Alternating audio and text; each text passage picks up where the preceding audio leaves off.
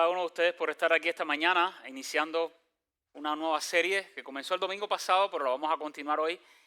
Y para aquellos que llegaron después, hoy estuvimos dedicando un segmento del servicio al inicio para honrar y reconocer y agradecer también al pastor David Welsh, pastor principal de esta iglesia, a su esposa BJ, por 25 años consecutivos de servicio acá en Bear Creek. Así que si alguno de ustedes quiere expresar por escrito una nota dejándole alguna palabra de ánimo o de agradecimiento a ellos, aquí al final pueden pasar a mi izquierda. Allí hay una mesita donde hay tarjetas y usted puede escribir una notica y dejársela en la cesta para que ellos la puedan leer. Siempre es bueno animar a cualquiera que sirva en la obra de Dios para que continúe y se sienta reconocido por nosotros, sobre todo al pastor por sus tantos años de consagración y de fidelidad. Quiero invitarle a buscar en sus Biblias el Evangelio según Juan, capítulo número 6, Evangelio de Juan, capítulo número 6. Vamos a leer los versículos del 60 al 69. Evangelio de Juan, capítulo número 6, versículos del 60 hasta el 69. Dice la palabra de Dios. Al oírlas, muchos de sus discípulos dijeron: dura es esta palabra, ¿quién la puede oír? Sabiendo Jesús en sí mismo que sus discípulos murmuraban de esto, les dijo: ¿esto os ofende? Pues qué si viereis al Hijo del Hombre subir a donde estaba primero. El Espíritu es el que da vida, la carne para nada aprovecha. Las palabras que yo os he hablado son espíritu y son vida. Pero hay algunos de vosotros que no creen. Porque Jesús sabía desde el principio quiénes eran los que no creían y quién le había de entregar. Y dijo: por eso os he dicho que ninguno puede venir a mí si no le fuere dado al Padre. Desde entonces muchos de sus discípulos volvieron atrás y ya no andaban con él.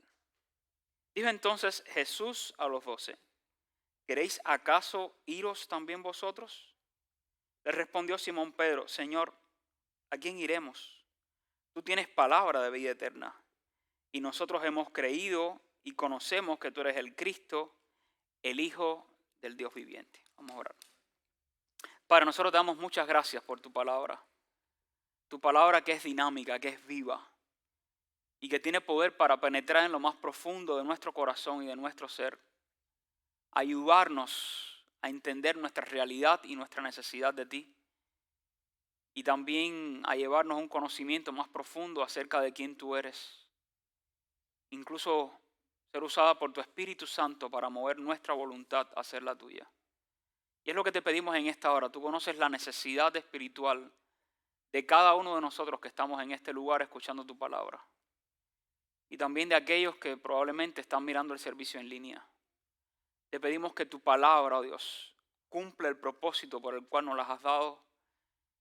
Y a través de ella nos edifiques, nos inspires, nos confrontes también con la realidad nuestra.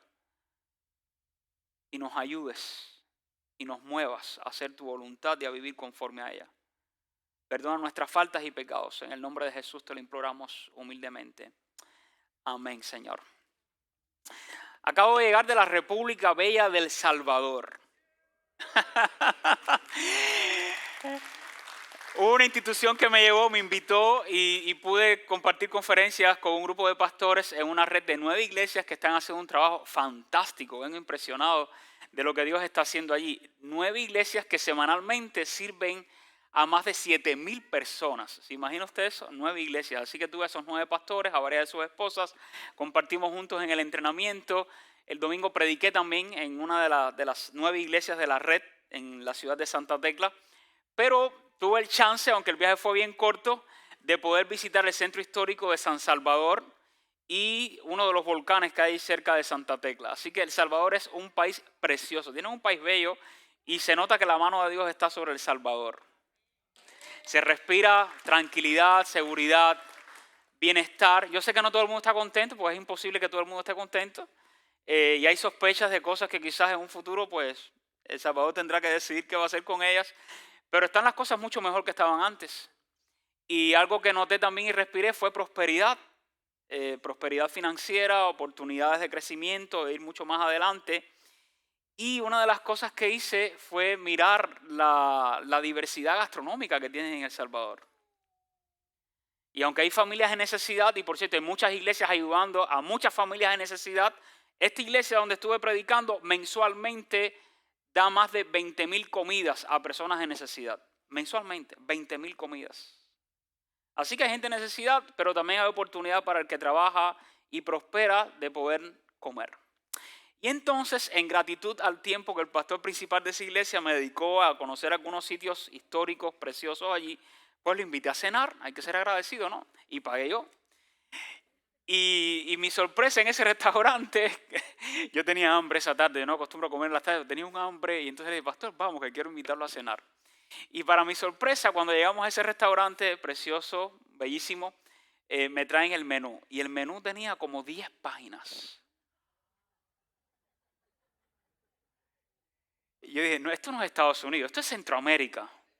Y las conté, 1, 2, 3. Mariscos, carnes, ensaladas, pastas. Y yo dije, es verdad que vivimos en la era de las opciones.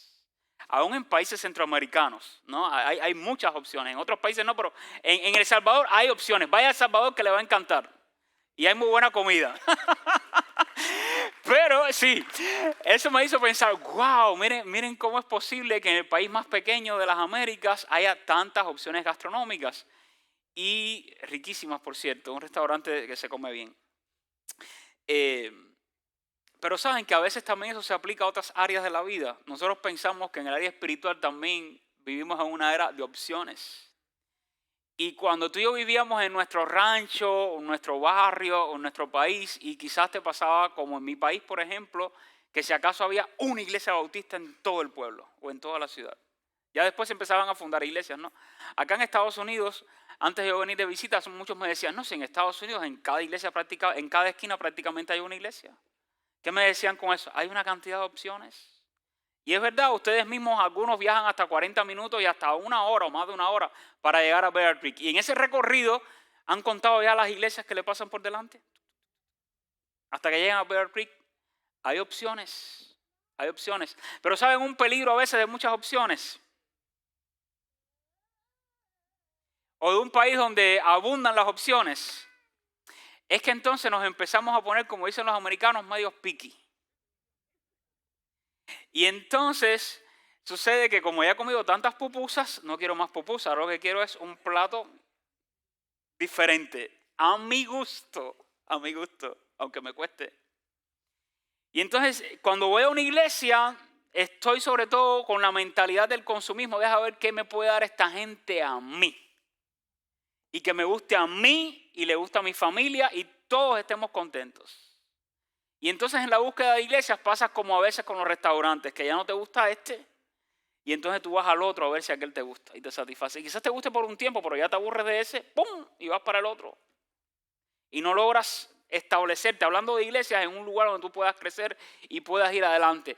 Y en esa mentalidad corremos un peligro también espiritual, muy, muy, muy peligroso. Creernos que Jesús es solo una opción para nosotros. En medio de nuestro vacío espiritual, tratando de ver qué puede llenar nuestra vida, así como qué puede llenar mi estómago, qué puede llenar mi hambre y mi sed espiritual, pudiéramos llegar a creer que Jesús es una opción entre muchas opciones. Y saben que eso fue lo que le ocurrió a la audiencia que aparece registrada en Juan capítulo número 6. Esta gente tenía hambre y de pronto comenzaron a mirar que Jesús era la mejor opción para ellos. Comida gratis en abundancia hasta saciarse, alguien que sana a los enfermos y alguien que tenía el poder para liberarles del yugo opresor romano. Pero cuando Jesús les empieza a hablar y comienza a autorrevelarse y a descubrir quién es Él y cuál es el propósito de su venida a este mundo, algunas de esas palabras comenzaron a ofender a gente que ya estaba siguiendo a Jesús. Y hay una expresión en ese capítulo número 6 de Juan que es triste. Usted puede sentir la atmósfera de decepción porque dice que cuando Jesús está hablando aquellas palabras y está confrontándoles en amor, diciéndoles la verdad, entonces muchos que le seguían dejaron de seguirle. Y mirando a Jesús aquello, entonces se regresa al círculo más íntimo de los 12. aquellos que ya lo acompañaban en momentos más personales, que lo conocían muchísimo, aquellos a quienes él estaba dedicando mucho más tiempo que a las multitudes. Y le dice a esos 12, ¿y ustedes también quieren irse? ¿También les decepciona lo que digo o lo que hablo con ustedes? Y sucede que aparece una declaración interesantísima, que por cierto, en representación de todo el grupo, quien le expresa es Pedro. Y Pedro le dice, Señor, si nosotros nos vamos, ¿a quién vamos a ir? Solamente tú tienes palabras de vida eterna. Así que Juan 6 es el escenario en el que mientras algunos abandonan a Jesús porque ya no lo consideran una opción o se aburren o les resulta demasiado pesadas las palabras de Jesús, en ese mismo pasaje hay quienes están reafirmando su fe en Jesús. Y eso tiene sus desafíos. Juan 6 es ese escenario y quiero que vean algunas observaciones importantes sobre seguir a Jesús. Y en el panorama general de los 4 evangelios, si buscamos esa acción donde Jesús está encontrándose con personas y de pronto le dice, sígueme. Y se encuentra con este y le dice, sígueme. Y con otro más y le dice, sígueme, sígueme, sígueme. Y algunos comienzan a seguir a Jesús. Al menos aparecen 23 ocasiones en los 4 evangelios en que Jesús le dice a alguien, sígueme. Si contamos todas las veces que Jesús habla del concepto de lo que es seguirle y además las condiciones que implica seguir a Jesús, la cifra puede llegar a superar las 40 veces. Como esta donde él dice, el que quiera venir en pos de mí, niéguese a sí mismo. Y los llamados directos de Jesús a individuos más famosos aparecen en el Evangelio de Mateo, de Marcos y de Lucas. Por ejemplo, cuando llama a Pedro y a Andrés, a Santiago y a Juan, a Mateo, el recaudador de impuestos, a un joven rico y le dice, si tú quieres seguirme, vende todo lo que tienes y ven y sígueme. Sin embargo, Jesús no solo llamó a individuos específicos en aquel momento, sino que llama a todos. Cuando usted lee Juan capítulo 12, versículo 26, aparece uno de los llamados universales de Jesús para que le sigamos. Dice, si alguno me sirve, sígame. Y donde yo estuviere, allí también estará mi servidor. Si alguno me sirviere, mi Padre le honrará. Pero aquí, en Juan capítulo 6, Juan entendió lo que la multitud no pudo soportar ni aguantar. Entendió que cuando tú y yo nos encontramos con Jesús, la ilusión de tener múltiples opciones se destruye por completo. Nos damos cuenta de que fuera de Jesús no hay nada que realmente pueda saciar el vacío y el hambre que experimentamos los seres humanos en nuestro interior, en el alma, en el espíritu. Por eso quiero dejarles a ustedes una verdad que considero central y que está revelando Juan capítulo número 6. Y es que seguir a Jesús significa rendirnos a la única fuente de vida eterna. Vamos a estar hablando durante estos próximos domingos sobre seguir a Jesús. ¿Qué significa seguir a Jesús? El pastor Víctor Martí hizo un trabajo fabuloso el domingo pasado. Pero hoy quiero presentarles un nuevo concepto de lo que al menos Juan capítulo 6 nos está revelando que significa seguir a Jesús. Seguir a Jesús no es una opción para alguien que quiere abrazar a Jesús, conocer a Jesús, dedicar su vida a Jesús. No es como cuando tenemos un menú con muchas opciones. Es la única opción. Y es la única opción porque el único que resulta fuente de vida eterna para el hambre y la sed que experimentamos los humanos es Jesucristo. Nadie más puede hacer eso.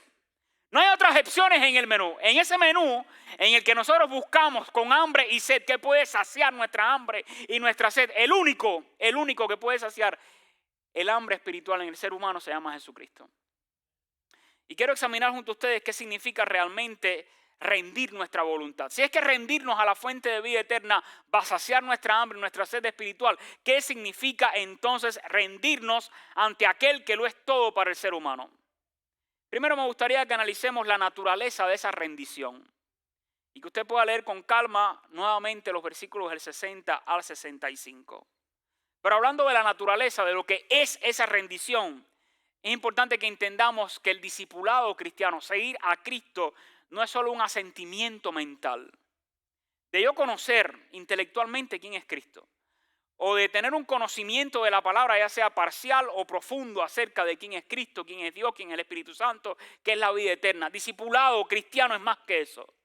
Discipulado cristiano es más que usted decir, voy a ir a una clase de discipulado y ahí voy a estar 12 semanas, 4 meses y voy a completar un discipulado. Discipulado cristiano es más que eso.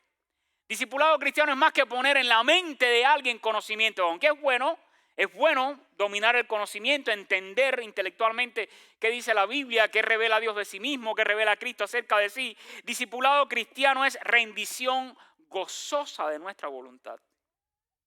Y fíjense que utilizo el adjetivo gozoso. Es una rendición gozosa, es algo voluntario de nuestra voluntad a Jesucristo. Y cuando usted lee el Evangelio de Juan de manera tranquila y concienzuda, se observa que Jesús desde antes del capítulo número 1 ha estado revelando su naturaleza y su identidad. Juan el evangelista presenta una secuencia súper clara de quién es Cristo. Y quiero que vean cómo gradualmente el propio Cristo y el Espíritu Santo a través de Juan, quien está escribiendo este evangelio, va revelando la naturaleza de Cristo.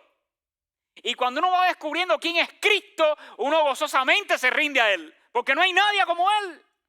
Cuando usted lee Juan capítulo número 1, ahí se revela Jesucristo como el verbo hecho carne, Dios mismo en carne. Y Juan el Bautista identificándolo como el Cordero de Dios que quita el pecado del mundo.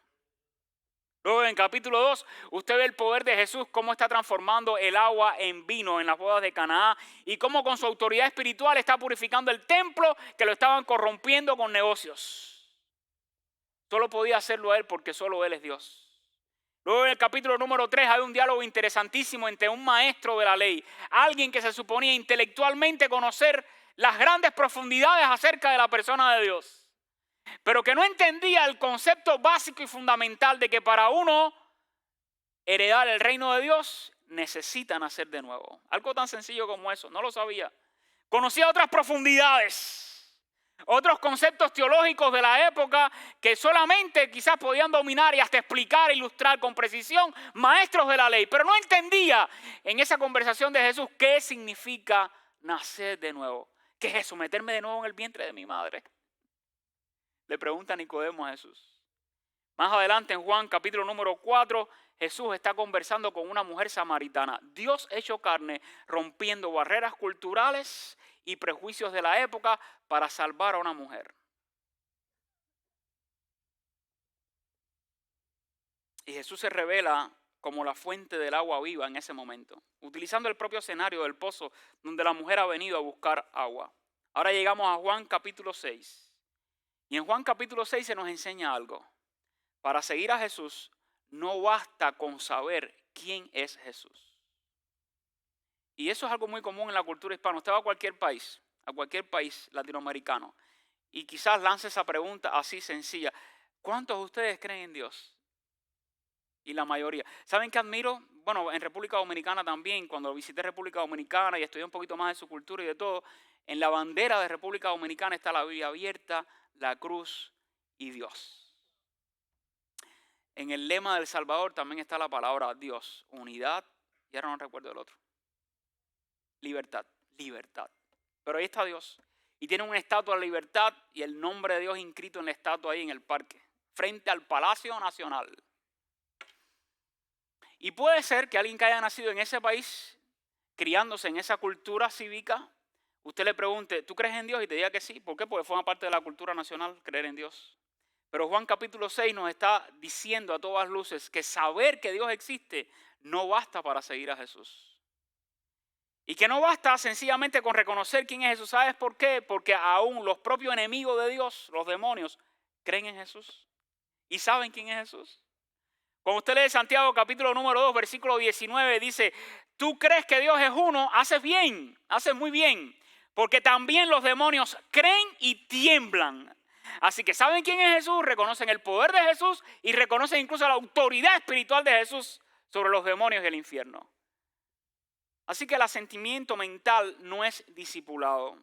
Santiago recuerda que los demonios tienen una teología muy desarrollada. Ellos saben perfectamente quién es Jesús, creen en la existencia de Jesús, conocen el poder divino de Jesús e incluso dice la Biblia que tiemblan ante su presencia. Así que los demonios tienen una ortodoxia que significa un conocimiento correcto acerca de quién es Dios, de quién es Jesús, pero no tienen devoción ni entrega gozosa a Dios ni a Jesucristo. El demonio cree quién es Jesús, pero no se rinde a él.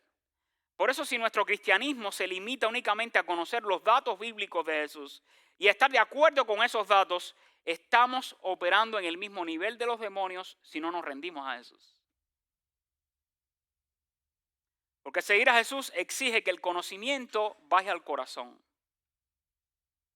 y esa fe se abrace con todas las fuerzas, rindiendo nuestra voluntad de forma voluntaria a Dios. Y es curioso que en el Evangelio de Juan, me llamó eso la atención, no aparece ningún demonio gritando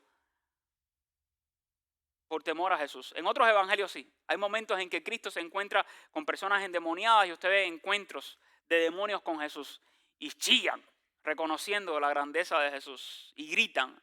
En Juan no, porque Juan decide estructurar su evangelio de otra manera. Sin embargo, quiero que vea el trasfondo anterior y posterior de Juan capítulo 6. Estamos analizando Juan 6, donde Jesús está diciendo que si queremos seguirle, debemos rendirnos a Él, quien es la única fuente de vida eterna.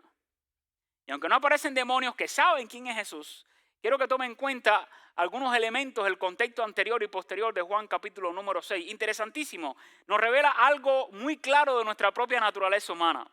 En Juan, los que se oponen a Jesús no son los demonios.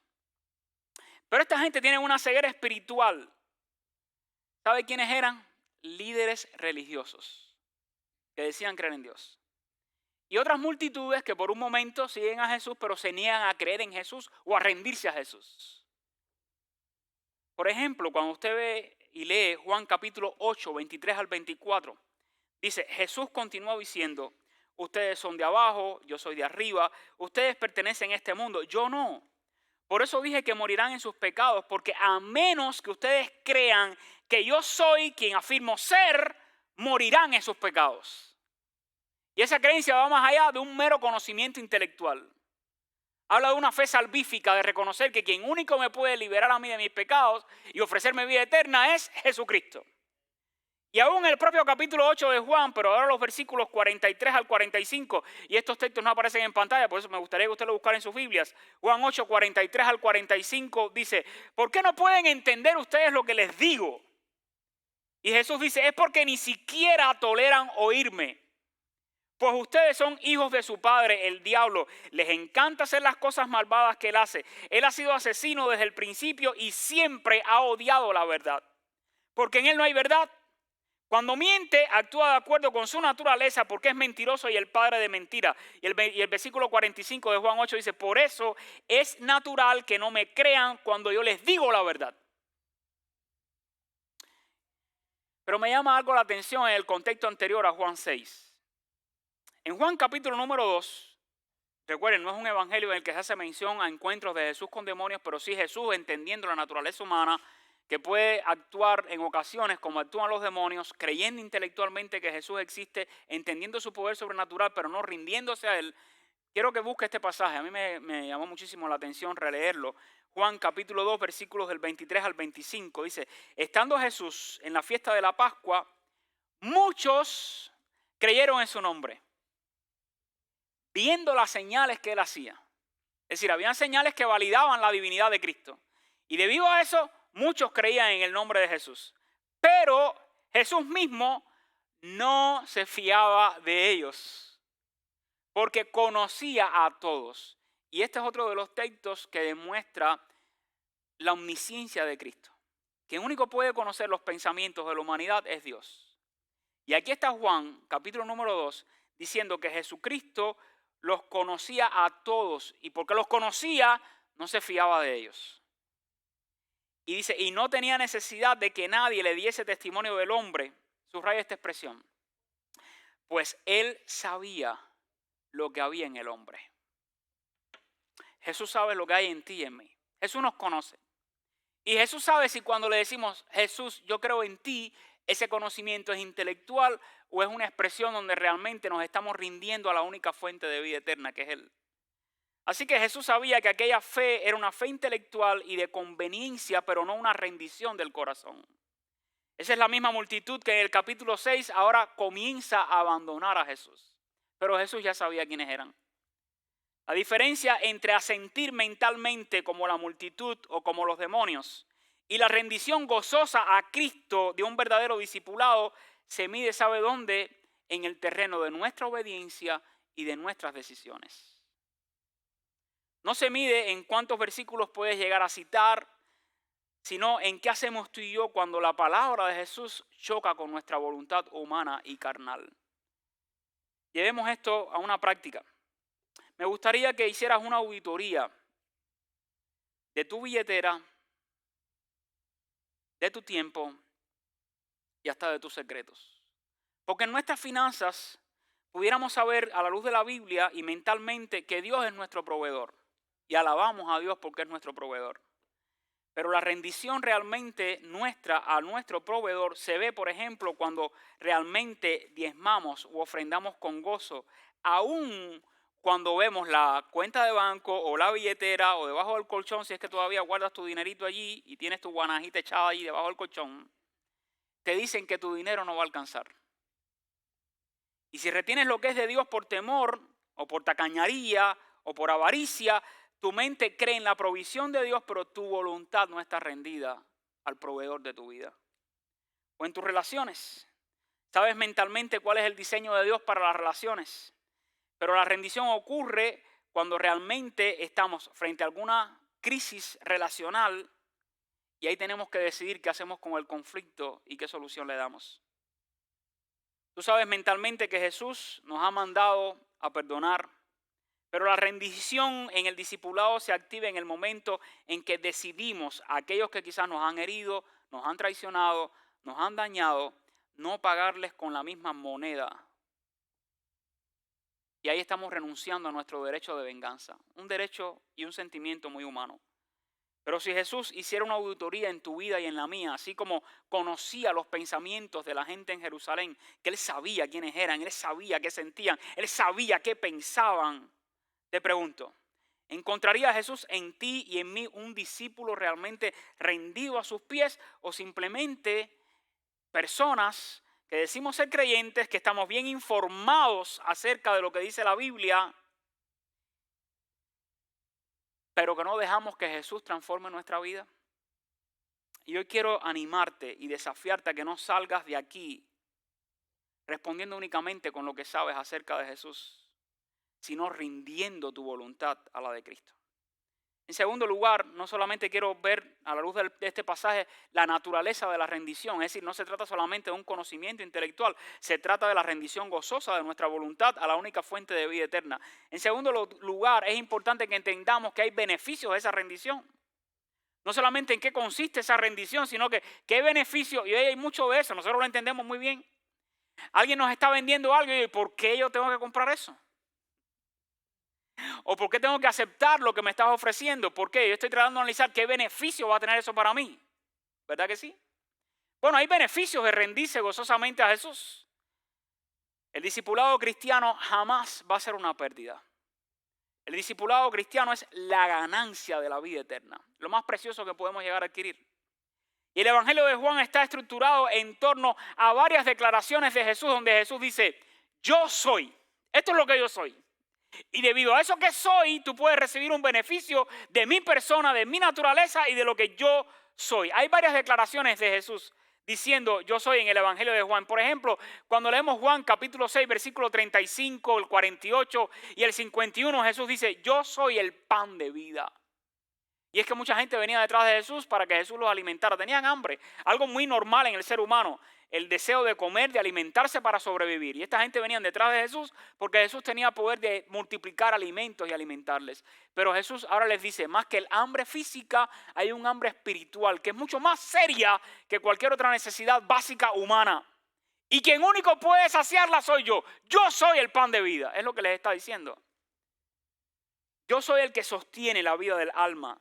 Otra declaración de Jesús es, yo soy la luz del mundo, en Juan capítulo 8, versículo número 12.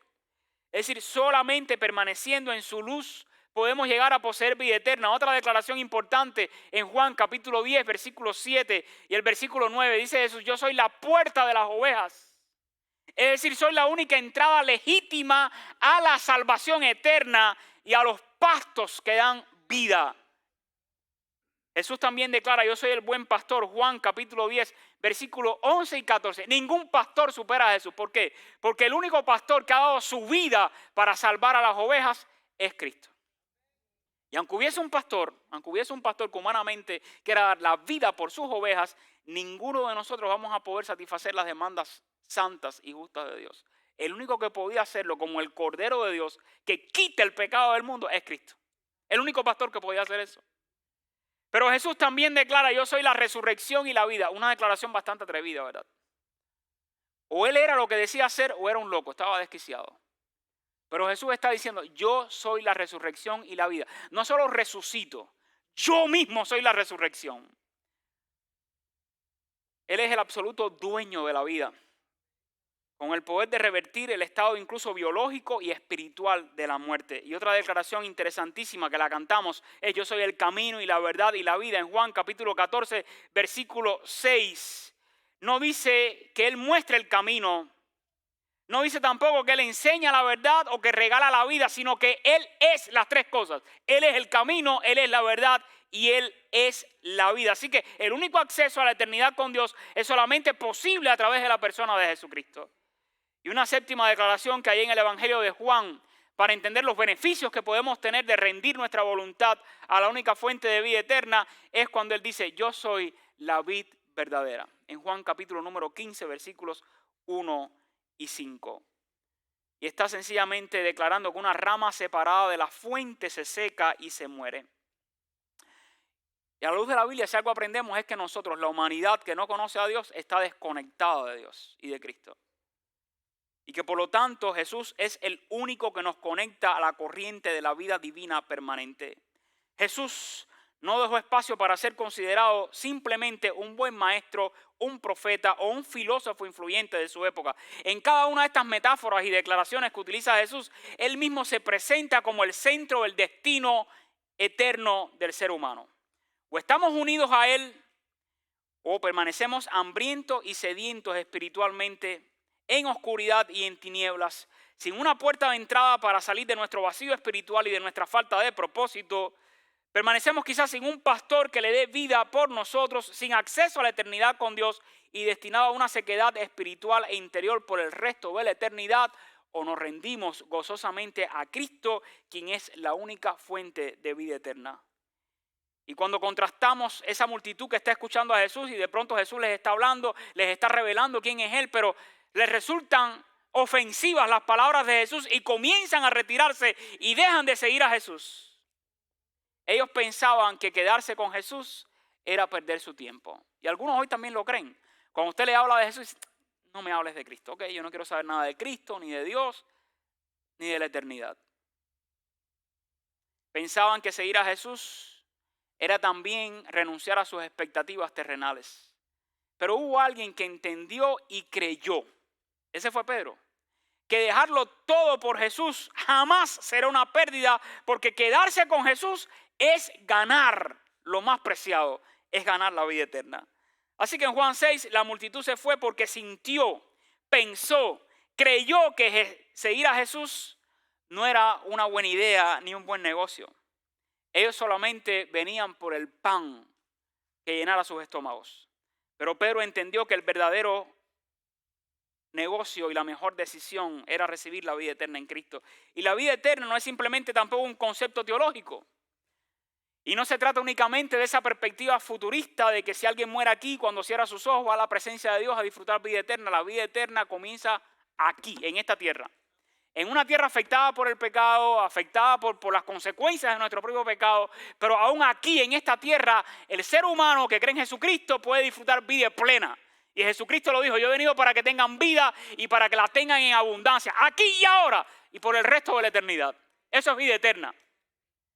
Y la única manera en que una persona puede llegar a experimentar vida eterna, primero es reconociendo su necesidad de Dios y diciendo, esta hambre y esta sed y este vacío interior que yo siento, reconozco que quien único lo puede llenar es Cristo en mi vida. Nadie más. Él es la única fuente de vida eterna. Y arrepentirse de sus pecados y confesar sus pecados a Dios y depositar su fe únicamente en Cristo como Señor y Salvador. Eso es lo que tú necesitas también si todavía no has creído en Cristo como Señor y Salvador. Y al final del servicio voy a dar la oportunidad para que rindas tu vida a Cristo. y experimentes los beneficios de la vida eterna. Pero cada individuo nace con un vacío del tamaño de la eternidad en el alma, un vacío espiritual. Pasamos la vida intentando llenar ese vacío con cosas temporales, soñando y persiguiendo quizás relaciones perfectas entre los seres humanos, un trabajo soñado, el reconocimiento de los demás o una buena ganancia financiera. Pero has notado que cuando tú y yo llegamos a conseguir muchas de estas cosas que queríamos en el pasado, continúa el vacío espiritual en nuestro interior, alejados de Dios. ¿Sabes por qué ocurre eso? Porque estamos intentando saciar el hambre espiritual con pan que se echa a perder y perece. Pero tu alma y la mía están en bancarrota y tienen una necesidad urgente de lo eterno si aún no conocemos a Cristo. La belleza de Juan capítulo número 6 es que Jesús no está tratando de quitarle nada a nadie. Jesús está ofreciendo a sí mismo. Escucha sus declaraciones. Yo soy. Él no dice, pórtate bien para que entonces te puedas ganar la vida eterna. Él te dice, yo soy el pan, yo soy la vid, yo soy la vida. Yo deseo saciar el hambre y soy el único que puede hacerlo en el alma de cada ser humano. Porque Jesús desea ardientemente ofrecer esa vida eterna a todos y quiere que ninguno perezca, sino que todos vengan al arrepentimiento. De hecho, pagó el precio más alto en la cruz, entregando su propia carne, entregando y derramando su propia sangre para que tú y yo pudiéramos tener vida eterna de forma gratuita. Pero si has llegado hasta aquí hoy, experimentando un cansancio crónico en tu alma, persiguiendo una felicidad que no puedes garantizar por tus propias fuerzas, hoy es el día en que debes admitir tu necesidad de Dios. Recuerda, rendirse a Jesús no es perder tu vida. Puede llegar a ser lo más glorioso que hagas en este universo. Te rindes a Jesús y le entregas a Él tu necesidad espiritual, le confiesas tus pecados y le abres tu corazón mostrándole tu vacío interior. Él te va a dar paz, cambiará tu vida, te perdonará y te va a dar la seguridad inquebrantable de la vida eterna. Y si no lo haces así, ¿a dónde vas a ir? ¿A dónde más? Puedes ir a otros lugares y ver menús de opciones. Ninguna de ellas te va a satisfacer interiormente. Solo Cristo tiene palabras de vida eterna. Y en tercer y último lugar, no solo he hablado acerca de la naturaleza de la rendición, los beneficios de esa rendición. Quiero terminar hablando de la permanencia de la rendición. En Juan capítulo 6, versículos 66 al 67, el 69, se nos enseña que el discipulado cristiano no es conveniencia. Es fidelidad permanente cuando otros abandonan a Jesús. Mira el versículo 66 al 69. Dice, desde entonces muchos de sus discípulos, era gente que estaba siguiendo a Jesús, muchos volvieron atrás y ya no andaban con Jesús. Dijo entonces Jesús a los 12, ¿queréis acaso iros también vosotros? Le respondió Simón Pedro, Señor, ¿a quién iremos?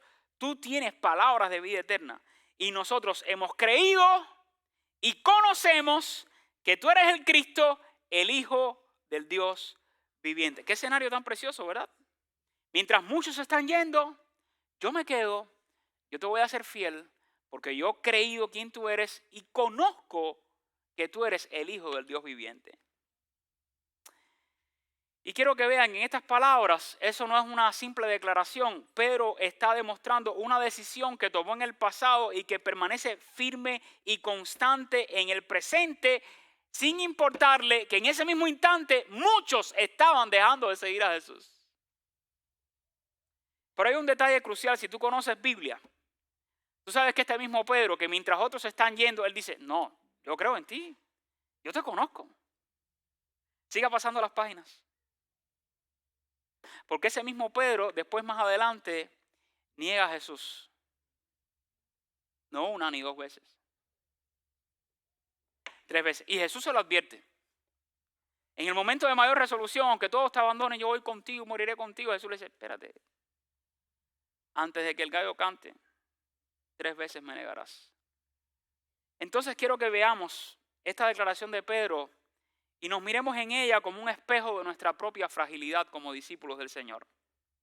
Es un detalle crucial porque quien está declarando aquí un entendimiento claro de quién es Cristo y está expresando una confianza salvífica en Cristo es Pedro. Y si no sabes quién es Pedro, te acabo de decir quién es. Y quiero que recuerdes también su trayectoria como seguidor de Cristo. Pedro está mirando que muchos en este pasaje de Juan 6 dejan de seguir a Cristo. Él sabe quién es Cristo. Él entiende profundamente el valor de seguir a Cristo. Sin embargo, sabemos que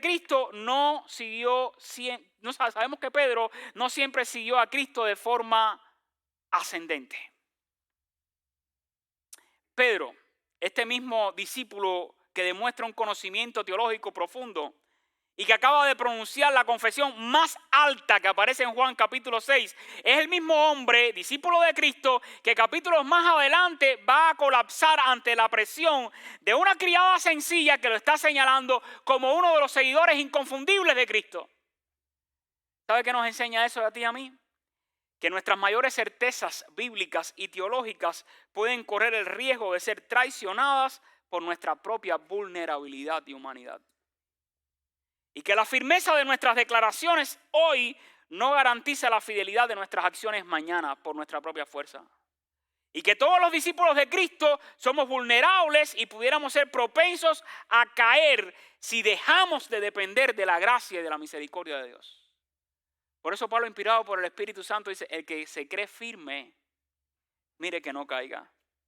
Pedro estaba seguro en Juan capítulo 6 de su permanencia. Sin embargo, la historia de Pedro no termina en Juan capítulo 6. En Juan 18 vemos a este mismo Pedro junto a una fogata diciendo 3 veces consecutivas a Cristo: no, yo no lo conozco, no soy su discípulo. Y esto nos deja una verdad incómoda pero necesaria a cada uno de nosotros, seguidores del Señor. El conocimiento teológico correcto de ayer no garantiza la fidelidad automática de hoy. Todos los que seguimos a Jesús corremos el riesgo humano de debilitarnos por 3 razones sutiles, entre otras, que veo en el texto y en la propia vida del apóstol Pedro. Primero, la erosión de la presión social. En Juan 6 la multitud abandonó a Jesús en masa, así que mantenerse fiel cuando estás rodeado de cristianos en el templo, y es fácil vivir la vida cristiana en un país libre. El riesgo real de debilitarse ocurre cuando eres el único cristiano en tu negocio, en tu trabajo, en tu familia, en tu universidad, y la corriente del mundo te quiere empujar en una dirección contraria de seguir a Jesús. El segundo factor es el exceso de confianza propia. Pedro confió en la fuerza de su conocimiento y de su propia declaración. Cuando dependemos de nuestra fuerza de voluntad para seguir a Jesús, pudiéramos estar a pocos pasos de la caída. Como dijo Jesús en el versículo 63 de Juan 6, la carne para nada aprovecha. Y la tercera y última razón es el enfriamiento gradual. Nadie se aparta de Jesús de la noche a la mañana. ¿Sí lo sabías, no? Comienza con una pequeña concesión. Comienza con menos oración. Comienza con menos tiempo a solas con Dios durante la semana. Comienza cuando las prioridades cambian, hasta que un día de pronto te das cuenta de que, al igual que aquella multitud del verso 66, ya no estamos caminando con Jesús. Así que al mirar el texto de Juan, pudiera darnos incluso pánico reconocer que la distancia entre el Pedro que dice tú tienes palabra de vida eterna en el capítulo 6 y el Pedro que se está narrando en el capítulo 18 es sumamente corta. Si somos honestos esta mañana, tú y yo, muchos de los que estamos aquí, hemos tenido probablemente días o quizás semanas o hasta temporadas enteras donde nos hemos alejado de Jesús o nos hemos enfriado en nuestra relación con Él. Quizás hoy mismo estás sentada o sentado aquí, pero sabes en lo más profundo de tu corazón que hay frialdad espiritual. Las decepciones de la vida, las dudas intelectuales, el peso del propio pecado nuestro o el miedo al qué dirán nos ha hecho retroceder. Pero la belleza del Evangelio de Juan es que nuestra fragilidad no toma por sorpresa a Jesús ni a la fidelidad de Jesús. En Juan 21, el Jesús resucitado no busca a Pedro para reclamarle o destruirlo por haberle negado 3 veces. Jesús está allí frente a una fogata a la orilla del mar, le cocina pescado y le vuelve a hacer la misma invitación del primer día a Pedro. Pedro, ¿me amas? ¿Me amas? Sígueme. Y esta mañana la invitación es a salir y abandonar el escondite de la culpa y a regresar a la fuente de vida eterna, a Jesús. Si sientes que te has debilitado en tu caminar cristiano o en tu fe, o si quizás has caído en algún pecado, o si la duda te está enfriando, El enemigo de nuestras almas te va a susurrar, quizás que ni siquiera eres digno de regresar a Jesús. Pero el ejemplo de Pedro nos demuestra que el camino de regreso a Jesús no está pavimentado con nuestras buenas obras o mérito, sino que el camino de regreso a Jesús se trata de su gracia y de su misericordia. Regresar a Jesús significa que tú y yo debemos admitir nuestra debilidad y nuestra necesidad de Cristo ante Él hoy mismo y volver a ocupar el lugar del discípulo que necesita seguir a Jesús, siendo sostenido de su mano, por su gracia, por su amor y por su misericordia. Quiero preguntarte antes de que nos vayamos acá, ¿estamos tú y yo siguiendo a Jesús debido a nuestro conocimiento intelectual solamente, o de manera honesta hemos rendido gozosamente nuestra voluntad a Él? Seguir a Jesús, recuerda, es rendirnos a la única fuente de vida eterna. Aquella multitud que abandonó a Jesús lo hizo quizás por comodidad, pero Pedro se quedó en ese momento porque reconoció el valor de seguir a Cristo. Y cuando Pedro cayó más adelante, Jesús lo levantó. ¿Sabes por qué? Porque el amor, la gracia y la misericordia de Jesús son permanentes a pesar de nuestras infidelidades. Así que en Juan 6 y en todo el Evangelio, mientras escuchamos declaraciones, yo soy el pan de vida, yo soy el camino, yo soy la verdad, yo soy la resurrección, yo soy la puerta de las ovejas, Jesús está diciendo que no solo tiene poder como Dios para salvar al perdido, Jesús también tiene poder para restaurar con amor y con su gracia al discípulo caído. Jesús te hace hoy la misma pregunta que le hizo a los 12 en el versículo 67. ¿Y ahora qué vas a hacer? ¿Acaso te quieres ir también? ¿Y te has estado alejando de Jesús? ¿O si has estado practicando un cristianismo solo con tu mente, pero tu corazón sabes que está lejos de Jesús? Hoy es el día en que puedes cambiar el rumbo. No imitemos a los que abandonan a Jesús. No nos concentremos tampoco en nuestros fracasos o caídas del pasado. Miremos a Jesús, nuestro Salvador. Él nos ofrece vida eterna y podemos responderle desde lo más profundo de nuestra alma hoy: Señor, si no vengo a ti, ¿a quién iré? Solamente tú tienes palabras de vida eterna. Por lo tanto, hoy una vez más me rindo a ti. Les invito a ponerse en pie, vamos a orar. Y si alguno de ustedes nunca antes ha recibido a Cristo como Señor y Salvador, yo quiero invitarte, después que yo ore, que vengas aquí al frente. Quiero orar contigo para que tú recibas a Cristo, ¿está bien? Y también quiero dejarte un recurso en tus manos para que aprendas cómo seguir caminando con Dios.